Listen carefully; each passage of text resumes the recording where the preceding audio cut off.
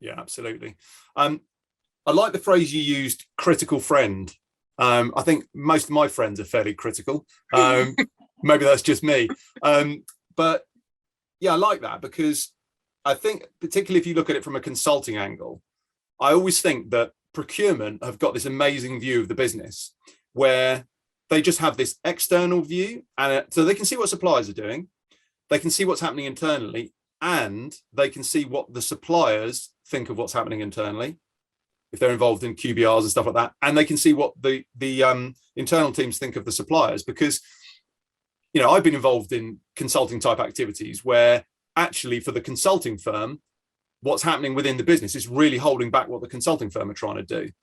And it could be vice versa. But I think procurement have this amazing kind of viewpoint. So that idea of being able to be a kind of unbiased observer, I think that's really interesting, and there's a lot of value to that.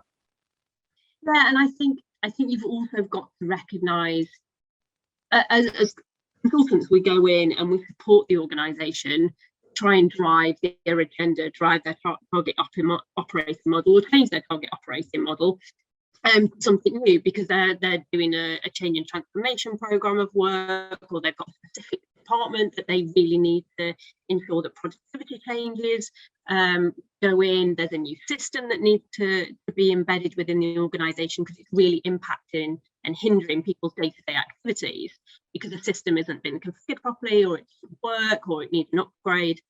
And I think it's really important to be able to have that independent perspective, but also understand where is the maturity level. So quite often we do a lot of maturity assessments for our clients to show where they are, not necessarily kind of within the department, but where they are in the marketplace, where they are from a cultural perspective.